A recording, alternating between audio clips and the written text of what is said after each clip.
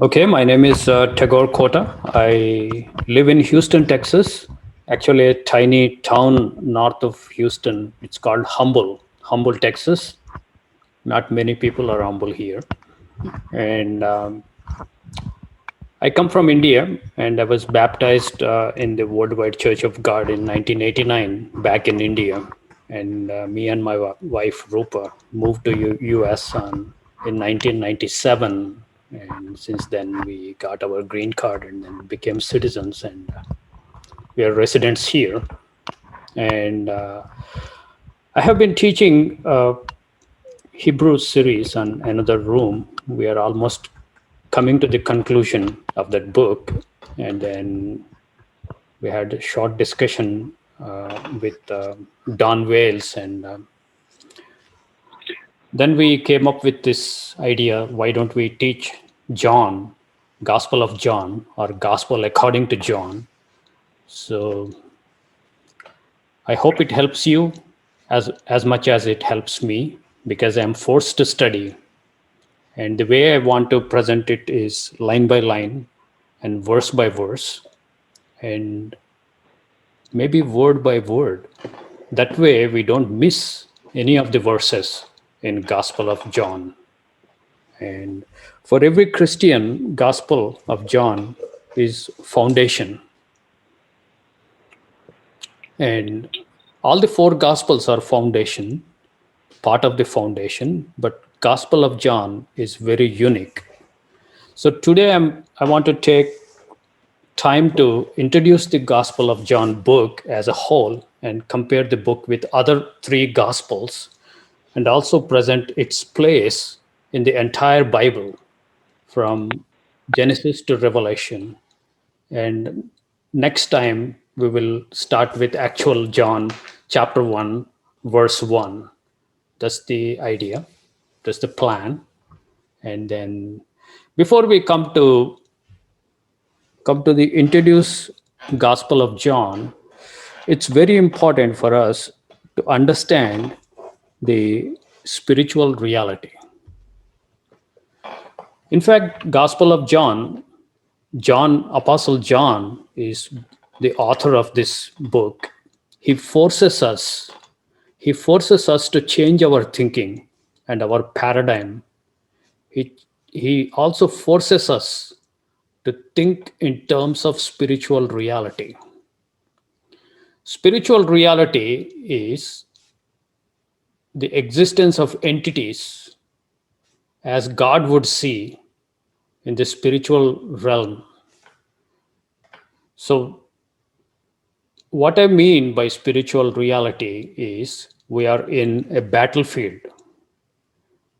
The battle is waged and going on before anyone in this room now ever existed. It started long back and it is continuing. And we came into existence, and then by the time we understand and realize, the battle is in full intensity. And in this battle, there is one side God and his son and the truth, and the other side is enemy's camp, which is lying, falsehood, and betrayal, backstabbing, and malice, and all wickedness. And the perversion and deception is the enemy's game and enemy's goal.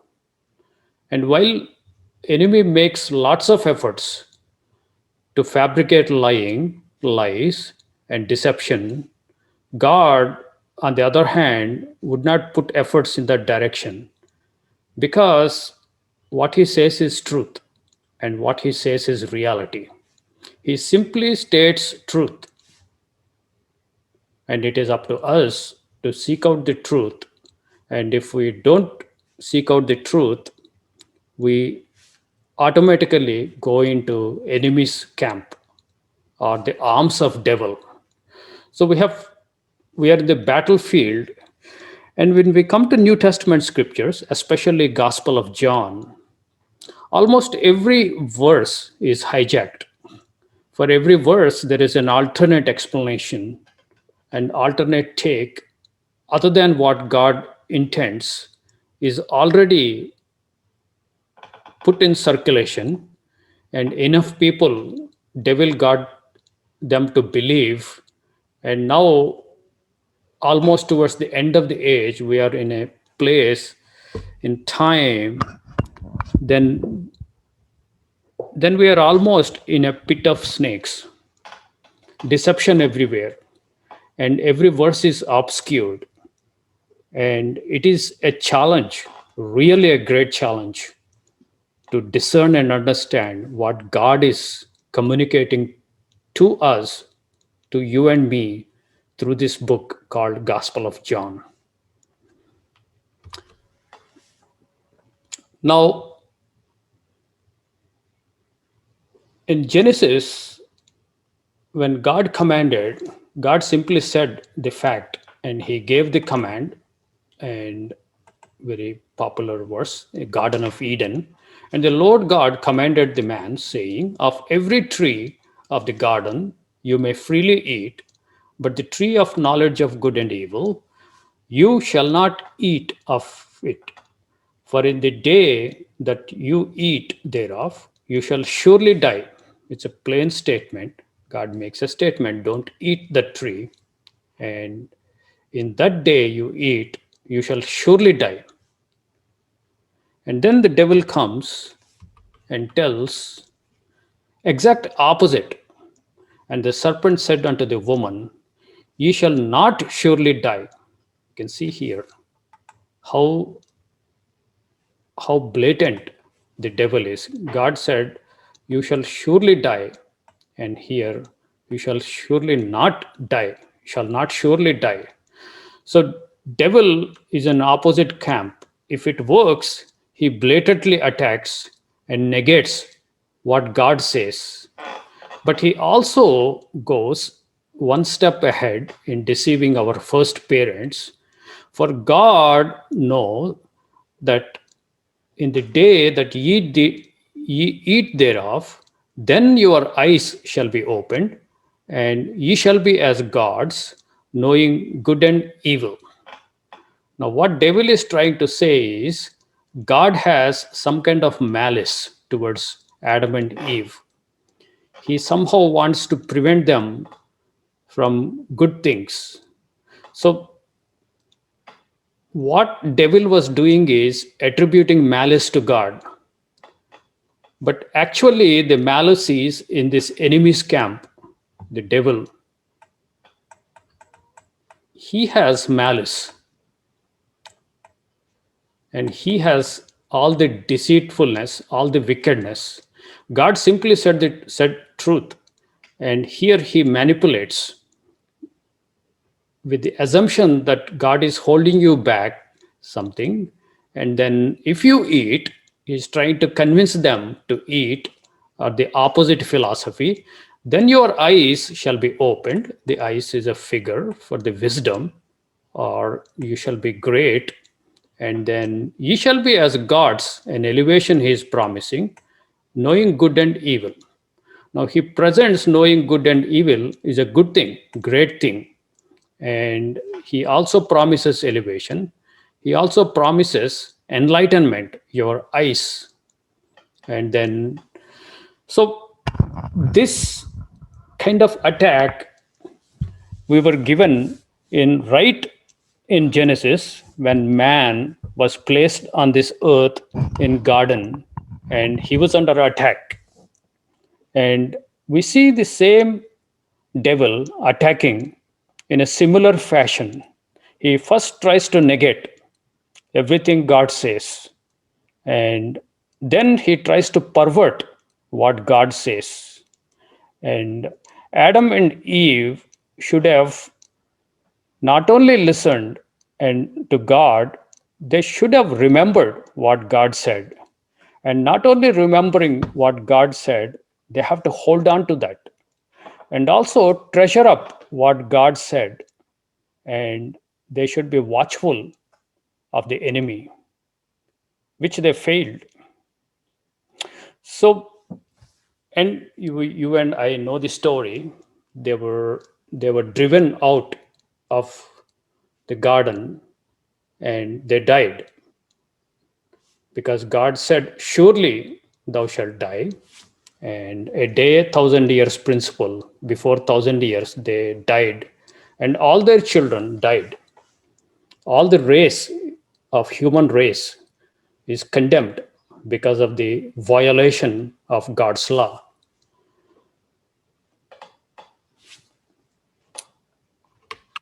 And the death penalty is still there, hanging on everybody. And then God, out of His great grace, He provides life. He made a provision for life. But the enemy doesn't want you to have life. Enemy wants to rob everything, every well-being that would happen to you.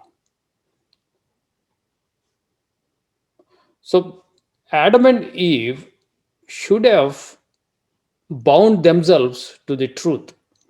And now in our age, the deception and attack has really sophisticated, and we are attacked at multiple levels and in multiple directions.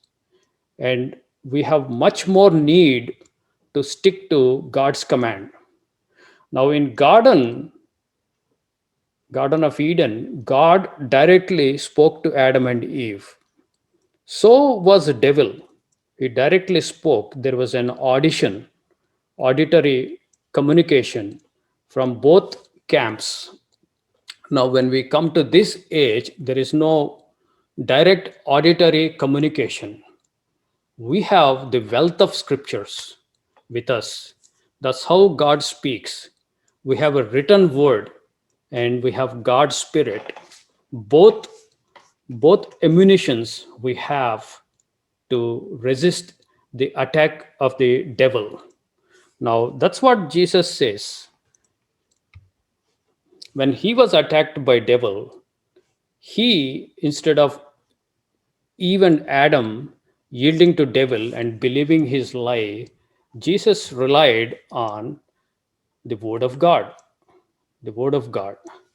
Now here he replies to every temptation of devil. He replied and he answered and said, "It is written, man shall not live by bread alone, but by every word that proceeds out of mouth of God. It is written." And then second time he says, "It is written again, thou shalt not tempt the Lord thy God." Then Jesus said unto him, "Get behind me, Satan, for it is written, thou shalt worship the Lord thy God, and him only thou shalt serve." Then the devil leaves him, couldn't do anything because he's sticking himself to the truth, the written word. The written word which you and I have in our laps, we call it Bible, is is the anchor which we should have in order to defeat this enemy. We are in battlefield. We need the written word of God. That's where really we need to put our noses in Bibles and try to discern what God is communicating. And Jesus, of course, is called Word of God. He knows all the scriptures. He is able to quote it. But you and me, we are not even well versed with the verses.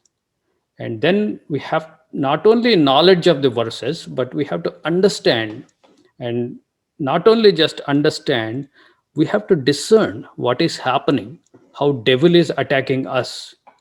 The best response, or the response, only response that works, is the word of God, the sure word of God.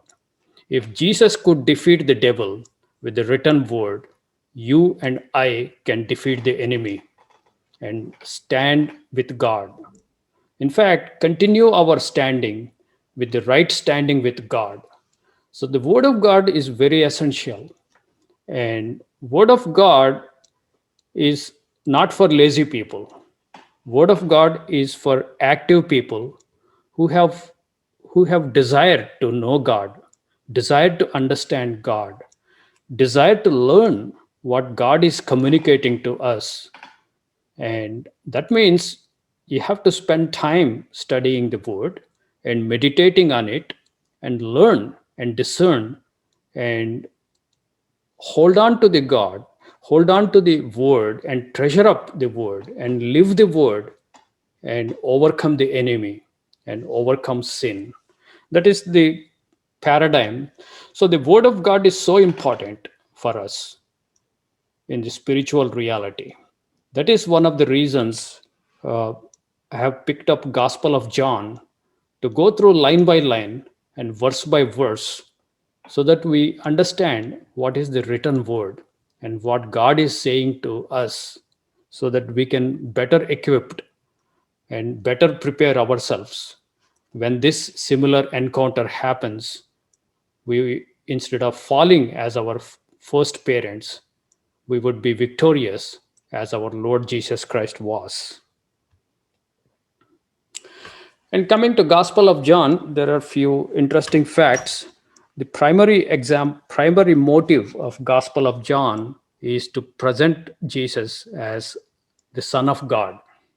The other three Gospels have their own different uh, goals for the writers of the Gospel, and Matthew was mostly focusing to present him as a king, and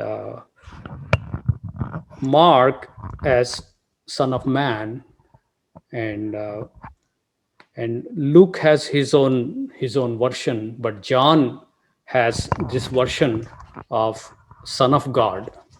So Son of God, when he says, actually he's putting several attributes of God to Jesus, and behind the scenes, in between the lines, he's acknowledging and without any question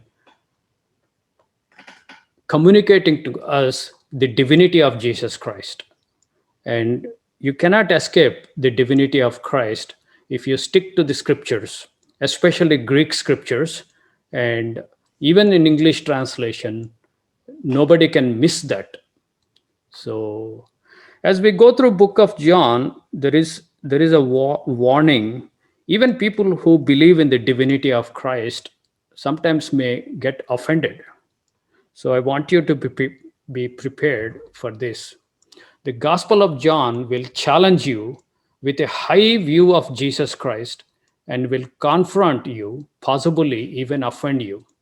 It presents the exclusive, absolute claims made by Jesus Christ about his real identity and about his essential, indispensable role in our salvation and spiritual life. John focuses on the centrality of Jesus Christ in our salvation. And also, John convinces us there is no other way to God but Jesus Christ. But also, there is no other true truth about God but the knowledge of God that stands before us here in His Son, Jesus Christ. He, Jesus Christ, is the light, and everything else is the darkness. One of the one of the unique characteristics of John is he presents every teaching in a black and white fashion. You have light on one side and darkness on other side. God's Son is light, light of the world, and enemy is darkness. There is no in betweens. You can't have 50% darkness and 50% light. If you try to do the middle ground, you are still with the enemy, and you need to be 100% light. Then only you would come to God. That is the kind of paradigm John uses both in the gospel as well as his epistles. John's gospel puts before us the ultimate spiritual challenge, the ultimate spiritual choice. If we do not see God here in Jesus Christ, we will not find the real God anywhere. If we reject Jesus Christ, we are rejecting God. If we receive Jesus Christ, we are receiving God. John presents Jesus Christ as God's final self revelation, God's final word. Here, God says to us, "This is He, this is who I am," referring to Son. "This is who I am. Look at me, believe in me, here in human flesh, here in this man, my eternal Son, Jesus Christ." Now, Jesus Christ fully reflects his Father and fully reflects God, his brightness of his glory, and full expression of the person of the Father. No wonder he said, "Who has seen me has seen the Father." So, if you can't see Father in Jesus Christ, there is no other source to show you who Father is and what his essence and essential attributes and characteristics and the will of Father and how Father thinks and operates and how Father wants to relate to us. All these things are given to us by one and only vessel, that is his Son, according to Gospel of John. And coming to Gospel of John, it was dated between 85 to 95 AD. And we know 70 AD, Jerusalem was destroyed, temple is gone, most of Judea was decimated by Roman armies, and the church has already scattered. Uh, they have become diaspora. They have spread across different Greek speaking areas other than Judea, outside of Judea. And by 85 to 95, most of the apostles were already martyred. And you have Peter, you have Paul, all of them, they wrote their books and they were martyred and they died. And the last surviving apostle was John. And by the time he wrote this gospel, his age believed to be between 90 and 100 years. And John has the head knowledge and direct witness of Jesus Christ and his teachings. But in addition to head knowledge, he went through the fire and fiery trials of his life. And he has relearned all the truths through experience. There is a saying, nothing can beat experience. Now we have an old, ripe age man with full of maturity and lots of experience and wealth of understanding, and he has unique vantage point of view to look back at life of Jesus Christ and his teachings, and he can present it in a very unique way. That is the beauty of Gospel of John. And he again presents, focuses on person, teachings, and works of Son of God. And John emphasizes more on person, the person of Jesus Christ, and not just his teachings, but he also talks about his teachings and also his works as Son of God. And his audience were second generation Christians. Remember, he's almost like 90, 95 AD to 100 AD. The first generation are becoming old, and the younger people have come, and majority of the churches were younger folks, the second generation. And then they were all scattered throughout Asia Minor and the Greek speaking areas. And that's why he writes his gospel to Greek audience. There are Jews, there is good percentage in these churches with the Jewish background, and which they understand all the genealogies, all the prophecies, and many of the Old Testament culture, the Jewish culture. But this younger generation grew up in a different area, and they don't have, even if they are Jewish descent, they do not know all the culture and all the history. So he has to approach in a unique way of non-Jewish Christians. So that is his audience. That's why he clarifies wherever there is a Jewish tradition or Jewish culture or the Old Testament genealogies are associated, he makes sure that he mentions and gives additional clarification for these second generation Christians. And he writes this gospel mainly for them. And the language is Greek. Obviously, it is Greek. And he also uses very simple Greek. If you know Greek, Paul and Luke are very complex Greek, advanced Greek, but he uses very simple Greek and understandable. He uses additional phrases and words so that you don't misunderstand what he is saying, or you don't so that you do not fail to understand what he is communicating. So he takes extra efforts. And distinction from other gospels, the main thing is divinity of Jesus Christ was his focus. And also enemies. Initial first generation, the Judaizers were the worst enemy. Apostle Paul and other apostles, they were fighting Judaizers who want to take Christians back to Judaism. And when the second generation came into existence, Judaizers did not disappear. They were still active, but you have a new enemy, that is Gnostics.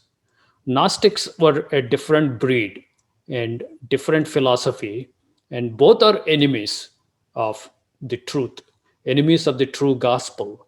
Now he tailors his gospel keeping in these two enemies in in mind, and especially when he comes to his epistles, first, second, third John, he is more focused on countering Gnostic philosophy. So you always see this Judaizers and Gnostics. There are two factions. Devil seems to always divide himself into two factions. Now here is God, and then he has vessel, his son, and then you have apostles, and then you have other vessels of God, and then and devil on the other hand is here. Devil somehow manifests into two factions always. Now, when we have apostles, we have Judaizers and you have Gnostics. And this is fascinating to study. The two factions. Now, he presents first one faction, and if you recognize the faction, if you run away, you end up in other faction. So there's a reaction to that, so that you don't come here. And Jesus actually gives a very high metaphoric names for these two factions. He calls them serpents and scorpions. Those are the two factions he gives. Devil is double-minded. He always masquerades as two factions, and so that he can attract some people, whoever he can attract into the first faction, whoever reject and respond in a foolish way, they end up into other compartment, that is the scorpions, serpents and scorpions, so that he always has people under his control. And that's why you never overreact. If a minister has come in worldwide and abused the congregation, and you develop a resentment into that and overreact, and then you may end up do not have any authority, any structure. I don't want any leadership. I don't want any teachers. That's an overreaction. God wants you to be at some place. He wants you to be in his son and the teachings of apostles, so that you are in right standing with God. So watch out with two two factions that devil comes. And in this case, at John's time when he was writing his gospel, you have these two enemies, Judaizers and Gnostics. And some of the unique features of the Gospel of John compared to other three Gospels, Matthew, Mark, Luke, John focuses on the divine attribute of omniscience. We see this all through omniscience of Jesus Christ. Jesus, Jesus seems to be aware of what is happening, even though he is not present at that time. Uh, in that location, what is happening in another location, he somehow knows that, and he tells that, declares to others. When Lazarus is dead, nobody knew, but he tells his disciples he's dead. When the Samaritan woman leaves him at the well and goes out and talks to the villagers, and all villagers are preparing and try to come, he tells his disciples, the harvest is ready. See. And same is with the miracles, like the the nobleman when he asks to heal his son, go and go your way, your son would live. And he travels for a day or two, and then he meets his servants coming from his home and tells him, your son is alive. Now, at what time the sickness left him? And it is exactly same hour when Jesus said, your son lives. So Jesus does not need to be present physically at every location. He has that omniscience. We will see this more as we study. And also, he was not praying, he was asking God. Now, in English Bible, it might say he was praying to God, but the word, Greek word, is not proseuchomai, which is general word for praying. It is always another Greek word, erota, that is asking. Because here Jesus has multiple aspects to his person. He is fully God and fully man. As a man, he always needed to depend on God. He has to pray. That is other three gospels. But here he is trying to present him as son of God, as somebody who existed with God on a kind of equivalent basis at the same dimension. He wants to prove that aspect of Jesus, that so that he's, instead of praying, he was just asking. And son, the word son or son of God, John uses exclusively for Jesus Christ. And other gospels and apostles sometimes call us as sons of God, but John does not. And he uses a different word, teknon, that is children. We are called children of God. So there's a distinction. And here, only in Gospel of John, we see about crucifixion, Jesus declares he lays down his life and no one takes it from him. I lay down my life and I also take it from. This is one of the attributes of divinity. As a man, you do not lay down your life and take it back. But as a God, you can. And God, John also uses signs instead of miracles. All three gospels uses miracles, but he says signs. Sign is something signifies something else. A sign stands for something else. So behind the miracles, there is some other deeper truths being revealed. So John is more focused on telling us and helping us to see the deeper teachings behind each of the works, wondrous works that Son of God did. And what is absent in this gospel but present in the other three gospels? Transfiguration is absent, sufferings of Son of Man, and temptation in the wilderness, and agony in the garden. These are all attributes of man. As a man, Son of Man, he suffered these things, and he has to show his disciples uh, the transfiguration and the resurrection and the hope. But here he is more presented as God in flesh or Son of God. So that is the fundamental difference between these two this gospel and other three. And he also uses different Greek words, different words, very, very uh, inclined to use those words more than other three gospels. Just go through the list. This is very important when you see, when you study through the Gospel of John. He uses the word abide. The word abide is Greek meno. This is like remain, abide, and continue, and hold on to, or keep connected to God or Son of God.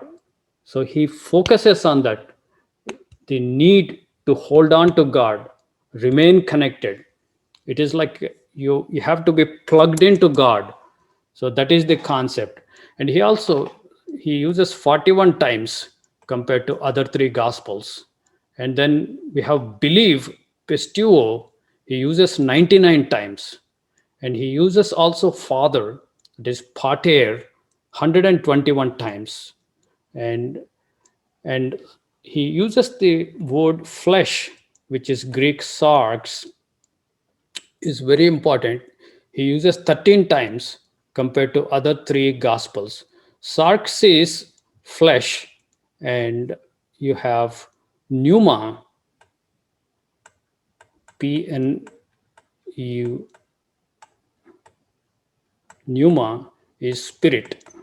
So he introduces the contrast between sarx, that is flesh, and spirit. These are two different aspects.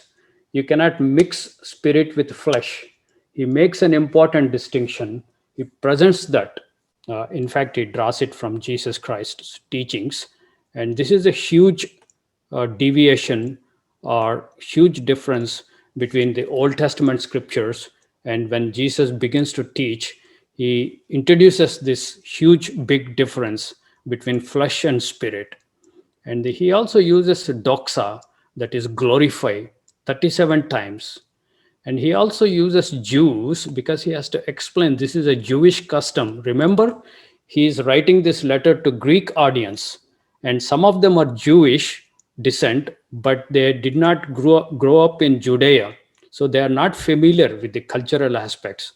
So he takes time. This is according to Jews, according to the tradition of Jews. And Jews would do this. So that's how he uses it for clarification of non Jewish Christians. And he also uses, interestingly, know, the word. There are two Greek words, ida and ginesko. So he uses like significantly more times than other three gospels. The word know is a very fascinating, interesting word. The know is always associated with covenant. We will discuss this in a more elaborate way. When God says, O house of Israel, you only I know of all the families of earth.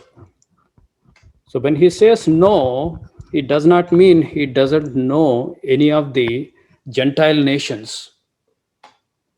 He knows, obviously. The word know is always used in the covenantal context. In the Sinai covenant, Israel has become a covenanted people, and Yahweh was their God. So they were in a covenant relationship. That's why he says, I know you, O house of Israel. Similarly, Adam knew his wife. It's a marriage, it's a covenant. And Jesus also mentioned, my sheep know my voice. The knowing, it goes all the way. So he kind of lays foundation for the covenant. He also uses light, which is force, 23 times compared to other gospels. And then he also uses life, zoe. This is an important word, zoe. Zoe is life, and there is a second word in Greek, which is bios. This also unfortunately translated into life in English translations. This is where real confusion comes. Now, Jesus would say, seek life. in many verses. And some verses he says, don't seek life. If you seek life, you will die. You will not enter into kingdom. In English, it is very confusing why he is asking us to seek life, and at some set of scriptures and other scriptures he is discouraging us. The Greek really comes in handy to help us to understand when he asks us to seek life, that is Zoe. Zoe is a picture of eternal life, life aeonian. And bios, Zoe is, we can have zoo, zoological, all those English derivatives come from Zoe, which you can say life sciences is zoology. So it's a Zoe. But where he discourages us is bios. Bios is like biology. We have biology, and it's physical. It's a physical life. It's a flesh and blood life. So bios is a picture of physical life. It's a limited life. We have the birth certificate where we are born and begin to exist, and we have death certificate where we cease to exist. That is bias between our birth and death certificates. But Zoe is eternal life. His focus, when he says life, seek life, it is Zoe. It is always Zoe. When he declares, I am the way, truth, and life, the word life is Zoe, not bias. So this helps very good clarity for the Greek words. And he uses significantly more times, 68 times, the word for truth, aletheia. I have combined all the other forms of aletheia. So aletheia is really a, an interesting Greek word. And aletheia comes from a Greek word called lanthano. Lanthano means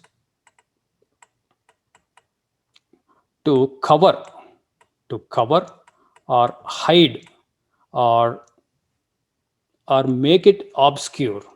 And just like our English, when you put a in front of a word, it negates that word. So all lanthano is aletheia, that is truth. Truth is reality. Truth is the facts. Truth is facts. Everything uncovered, whatever is covered up, you remove the cover and show it as it is. That is truth. That is aletheia in Greek, and he uses significantly more number of times. And aletheia, interestingly, it it changes all our theology. And if you study in Greek, same verses would just open themselves up with rich meaning that God is trying to communicate to us. And we would see some of the blatant errors in English translations when we come to this word as we go through John. And another word he uses 47 times is witnessing. Martyrio is the verb where you witness. That's where we got our word martyr. The martyr, you die for your faith. You are bearing witness, and you are even willing to lay down your life. It's all witness. It's very important. You have to confess before men, Son of God. Otherwise, he's not going to confess you in the resurrection when he comes back. It's an important aspect of the gospel. And he finally uses the word world, cosmos. This is also another hijacked word when you come to English translation. It's very, very confusing. And they flattened two Greek words. One is cosmos, which is a spatial concept. It's an orderly arrangement of things as they exist in the space. That is cosmos. And you have another Greek word called aeon. Yeah, in English also you have aeon, similar. Aeon. Aeon is an age.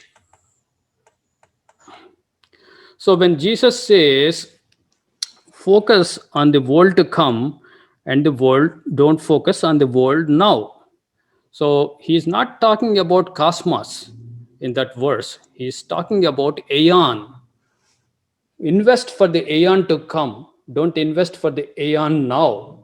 And sometimes he's not talking about aeon, he's actually talking about cosmos. So in English, every both the words are translated as word. That is another problem when we don't consult Greek. So some of these things I wanted to introduce so that you get motivation to really study a little bit of Greek. And there are seven I ams he makes in these are famous, popular. Just Google these seven I ams, and the I am, the word I am in Greek is ego eimi.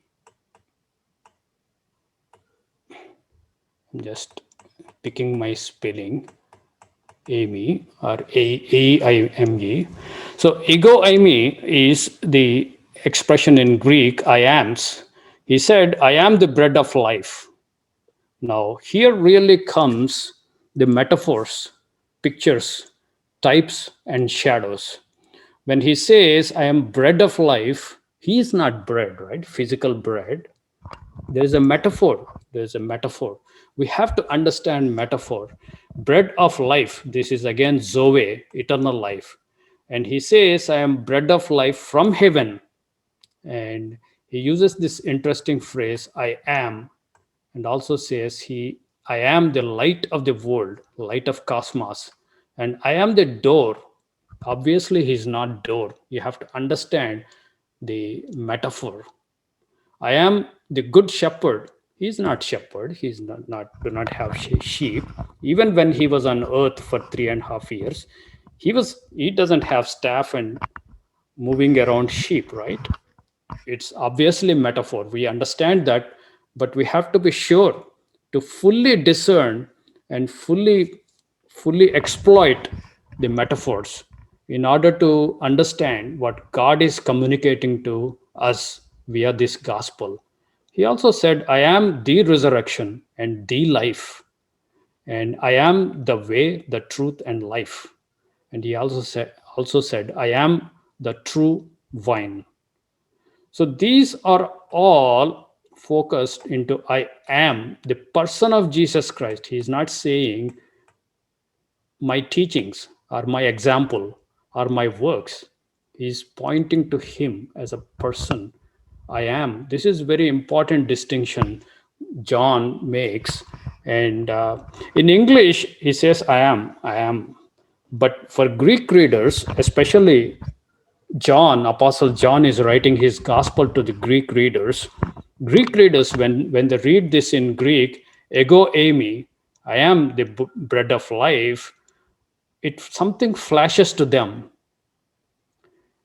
The Greek Old Testament that is called Septuagint, it has exact expression of ego eimi for Yahweh. This is Exodus 3:13-14. And Moses said unto God, behold, when I come unto the children of Israel, shall say unto them, the God of your fathers has sent me unto you, and they shall say to me, what is his name? So this is burning bush. And what shall I say unto them? Then God said unto Moses, here in Greek uh, Old Testament, that is Septuagint, it is ego eimi and ego eimi, and I am that I am. And he said, thus shalt thou say to the children of Israel, I am, that is God, has sent me, this is Moses, unto you.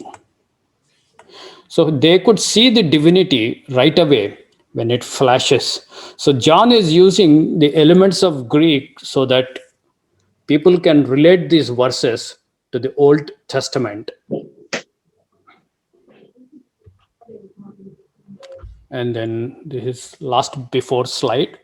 And this is something I wanted to give the the place of Gospel of John in entire Bible. Where does it stand? And why Gospel of John is important? So if you take Bible as a whole, we have given two books, Genesis and Revelation. And the story starts in Genesis and the story ends in Revelation. We are all finite beings. Every person on this earth has birth certificate and death certificate. We have definite beginning and definite end. It is very hard for us to comprehend the eternity. But God, when He reveals Himself, He gave us Bible, the Word of God. He has a beginning. The story begins from Genesis and it takes us all the way to Revelation, where the story ends.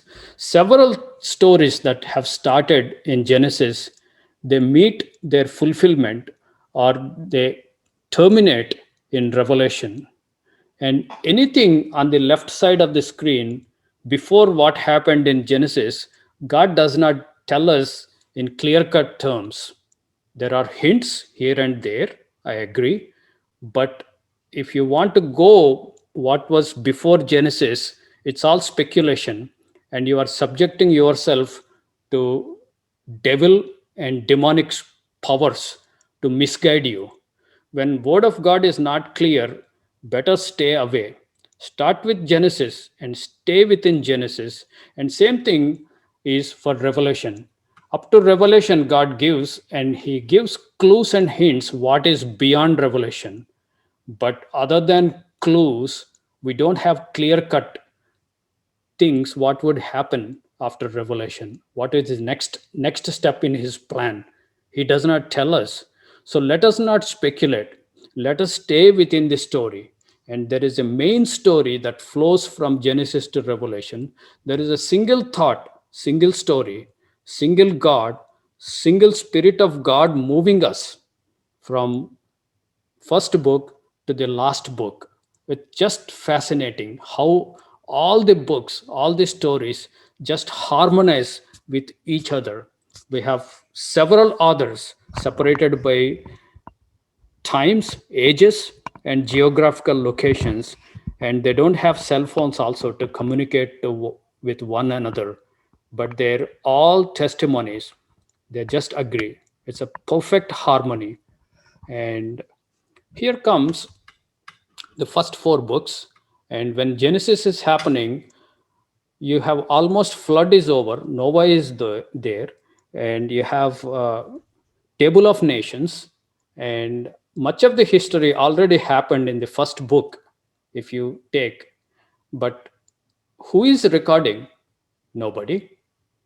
And when comes to Exodus, almost like children of God is ready to leave, depart from Egypt. At that time, the technology was available to write on the on a not a paper. It is called papyrus, and Moses believed to have written on direct dictation from God. So you have first five books we call Pentateuch, and it was written on papyrus, and the language was Paleo Hebrew, and that language is extinct, gone. Very few people know it. They claim to know it, but I doubt if anybody really knows. The problem with papyrus is it lasts only for a generation maximum. When the next generation, if they want to read, they have to rewrite the copies. You get a fresh papyrus. It's a vegetative source. It's like a grass like weed that grows on Nile river, believed to be in Egypt. So they would synthesize that and put in both lengthwise and breadthwise, and they press it and make it into a sheet, and they would write with some form of ink. So papyrus goes bad very fast, and every few years, like maybe every decade, they have to rewrite the whole scriptures on fresh copy of papyrus, and the old one is gone. So that's how things were. And then as we progress, we have law and the prophets. We have major prophets and minor prophets.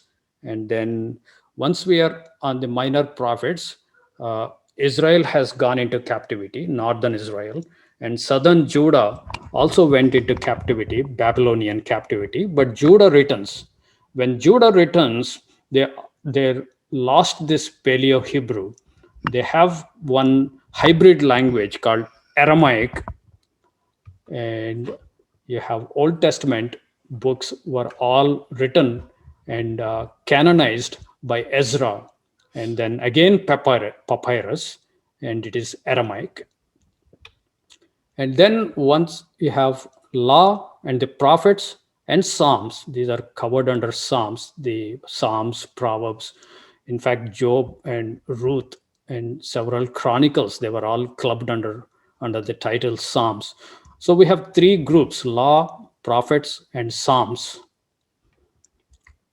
And then at this point, all the Old Testament, up from Genesis to Malachi, they were all translated into Greek by 70 scholars believed to be. The word Septuagint means 70. So 70 translated from Hebrew to, in fact, technically it is Aramaic, from Aramaic to Greek, and again papyrus. This has to be constantly copied. So the Old Testament Greek came into existence about 300 BC, 250 to 300 BC, and whole Old Testament is translated into Greek, and we still have this Greek Septuagint today. And then we have Gospels, the four Gospels. And if you if you look at these books, every book covered one aspect in the history. But when you come to Gospels, there are four different witnesses of the same event. In fact, if you compare all these books, they lasted for hundreds of years. They covered hundreds of years of history, centuries. But when you come to Gospels, the whole thing is just 3.5 years of teachings of Jesus Christ. Or you can say 33 years. But I would say mostly the teachings of Jesus, only 3.5 years. So compared to this large span of history, something significant has happened in just 3.5 years, or you can say 33 years. The 33 years, God gives us four accounts that itself tells us something significantly important has happened in this short span of time. And God inspired the writers of Bible to give us four accounts. You have Gospels: Matthew, Mark, Luke, and John. And then after Jesus, his disciples and apostles take up, and you have book of Acts, and then epistles, and after the epistles, the book of Revelation. And once the revelation is finished, Apostle John believed to be uh, canonized all the New Testament books. And when he canonized, he wrote them in Greek. So we have Greek papyrus. And were there in the time of John Hebrew version of New Testament? Possibly, but they did not survive because somebody has to rewrite, make a copies on the fresh papyrus, and only only scriptures that they rewrote is Greek, Greek New Testament. So today, when we come here, all we have is copies of copies of copies of Greek New Testament and Greek Old Testament and Aramaic Old Testament. Now, Old Testament was after Jesus Christ. Judah went through different phases of history, and we have Masoretes arrived on scene, and they maintained the copies from papyrus to papyrus. And then we have a new technology called parchments. Papyrus, remember, was a vegetarian source, but parchments was a leather of an animal. So this was very expensive in the beginning, but lasting long time than papyrus. So everybody moved, gradually transformed from papyrus to parchments. And parchment is no significantly better. They also go bad. So you have to rewrite. That's why you have people called scribes. The scribes would rewrite this. So New Testament obviously also moved to parchments as well as Old Testament. And then when we come to New Testament in our age, we have uh, three main manuscripts: Textus Receptus, Textus Sinaiticus, and Vaticanus. Textus Receptus is 99% of the manuscripts we have scattered across geographically. All of them agree, and all of them are used by Christians all through the centuries. And most Christians, they have rejected these two versions as perverted by Gnostics and later on Catholics. And so this is the authority source, the Textus Receptus. So I would be consulting Textus Receptus. And then you have English Bibles. These two Bibles were translated from Textus Receptus, King James and Geneva Bible. And all your new Bibles were either Sinaiticus or Vaticanus or some derivative of these verses. And so I will be following King James and Textus Receptus. And if you are used to follow your own Bible, other version, just stick to it. Don't change. Whatever Bible you are familiar with, just follow that. Since we would be consulting Greek, uh, you are good, like you get the full coverage of the Bible. So here, an interesting thing Jesus says, he said, "These are the words which I spoke unto you while I was yet with you, that all things must be fulfilled." Let me.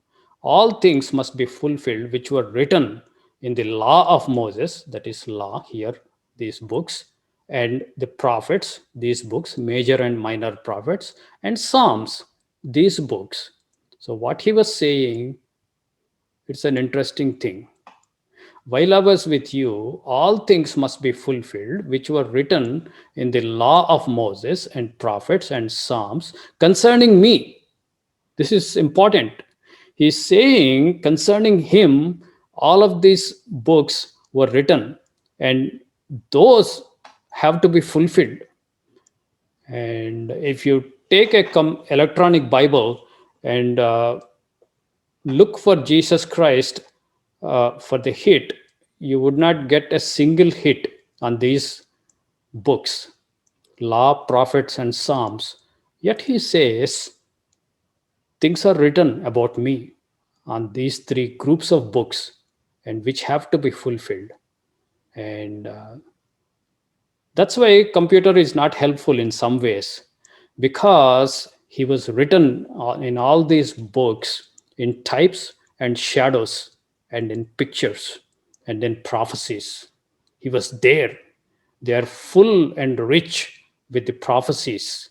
In fact, all these books were looking forward to the arrival of Messiah, arrival of Jesus Christ or Yeshua or Yehoshua. So they were looking forward in this direction for this arrival. And then something significant thing happens. What all they are looking for happens so short time, and so much was given and taught. And then you have apostles have to follow up and write books and epistles to explain just what has happened. So all these books were looking forward to arrival of Messiah, and all these books are looking backward to what just happened. So gospels take the central place.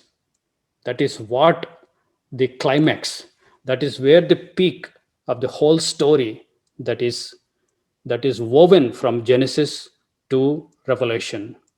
And then Revelation is the ending book. So that's why he says mere computer science would not help you. You need Holy Spirit of God. That's what he is saying here. Then opened he their understanding, that they might understand the scriptures. You need Spirit of Father and Spirit of Son. You need Holy Spirit, which is combination of both of them. And if you really want to understand the whole Old Testament, Gospels as well as epistles, and the incredible typology and symbology in Revelation, you need Spirit of God. Pray often, pray every day, ask God for His Spirit. Then you begin to see and begin to understand the scriptures really the way God wants you to understand. And you have to see God and His Son in all these scriptures in types, shadows, pictures, and metaphors. This is very important that we rightly divide the Word of God. And what to expect from this series? Uh, Verse by verse study so that we don't miss a single verse from Gospel of John, and no private interpretation. Scripture interprets scripture. That is my approach. I don't do the guesswork. I just stick to the scriptures. And I would put my efforts to define and explain metaphors, types, shadows, pictures, all of them as much as I understand now. And you can always take them further, and you can overtake me, and perhaps you can help the presentation with your unique understanding. Some of these areas you may know more than me. So, and we refer constantly from Old Testament and New Testament scriptures that are related to the verse. And I would try to establish centrality of Jesus Christ for our salvation. And I'll also try to give a good overview of the new covenant which Jesus Christ made. When we take Passover, we read scripture every time we take Passover. This is my blood. Take and drink this wine, this cup. This is my blood in new covenant. He said, new covenant. That blood has strong tying up with this new covenant, which Son of God makes. This is an interesting hidden topic. If you are from worldwide background, probably you have they never cared to explain this. So we will take some time and clarify English words from Greek wherever necessary, and bring nuances and force of Greek whenever necessary. Sometimes sentence in Greek has some force and some nuances which are lost in translation. I'm not blaming translators every time. It is simply not possible to translate every nuance into English. In fact, my Greek teacher says Greek is a sophisticated language. English is not sophisticated. That's his take. He's from California. His mother tongue is English, but he still makes this uh, assertion. And by the end of this series, you would learn at least dozen Greek words, key Greek words that would help you in a long way to understand not only Gospel of John, other Gospels and other epistles, and especially Book of Revelation. In John, Jesus Christ introduces so much symbology, and that helps to understand and discern Book of Revelation. So this might take any comments or questions. I will open up the room to Don. Yeah, I'd like to ask the question, and I thank you for a very detailed and thorough review of the Gospel of John, which is wonderfully done. I thank you. And I wanted to ask one question though, because I'm often confronted with this issue of ego ami, which means I am as a divine statement taken from Exodus 3:13, which is Eye Asher Eye, which doesn't mean I am, which really means I am who I will be, or whoever will be. And so the Septuagint really did that. And so in the New Testament, often this I am is considered a divine thing. But I would ask you if you consider John 9th chapter, 9th verse, when the man who was healed by Yeshua Christ, and had been blind before, and they were chasing him around, and finally they said, "Who are you? Who are you? You're not the one. You couldn't be the one because you're see." And he said, "Ego ami," which means "I am He." The same word that Yeshua Christ used before. So I think the word simply means "I am He." And if you take all of the 7 lists that you had and one that you left out, which is had to be before Abraham, I am ego ami, which means I am a he, which means I was there before Abraham. Um, does that change your view of ego ami meaning a divine statement of I am God? That's a good question. Very good question. These are the profound statements with a metaphorical meaning. Those 7 statements: I am bread of life, I am resurrection. These are profound statements, but he uses ego eimi at several other places, and and and one instance it is also used sometimes, but mostly eimi is missing. He say ego, I am he. So he says ego, not Amy. Amy is missing. Amy is a Greek word that says exists. Yeah. Loose translation into English. It exists.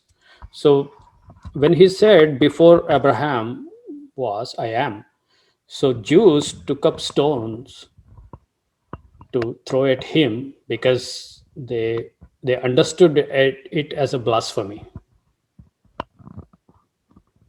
If you simply say before Abraham I existed, they might probably say like you are a madman. You are just not even 50. How can you say you existed? They might have dismissed him. But the word phrasing like before Abraham I am, they understood. I don't know if he was speaking Greek or speaking uh, Aramaic. Either way, they took stones, considering blasphemy. So that is a good hint, strong indication. He meant that he's God. But we will discuss this more. Like it's an introduction. When we actual verse, when we come to, we will have good brainstorming. Good, good point. I appreciate it. Thank you. Yeah, Sure. and one point Todd mentioned, I could catch. Uh, I lay down my life and I take it out. That does not mean I raise myself up. If that is the case, then he did not really die. I'm not going in that direction. I believe that he died and he ceased to exist for 3 days and 3 nights, as Jonah was in the uh, belly of a whale. So was he on the heart of earth for 3 days and 3 nights. He ceased to exist and then he was raised. But laying down his life, if you look at other gospels, he was trapped by Judas and and all the chief priests, and everybody like conspired and put him to death. That's one way of understanding in one layer. And other layer, you see will of God being executed. I lay down my life, no man takes it. That's also true. All these verses are true in their own levels. So the levels of understanding is very important. If you compress them into one level, they seem to contradict with one another. So that's where I want to take time to explain when we come into John actual study.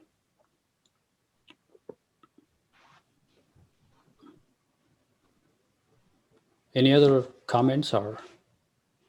Yes. Stand up. It should be translated, I have authority to receive my life again, because the next, about 4 words later, he says, this command I received from the Father. So there's the same word, labain, or from lambano. Lambano. Yeah. So they're both really should be translated received, and most of the interlinears would bring that out.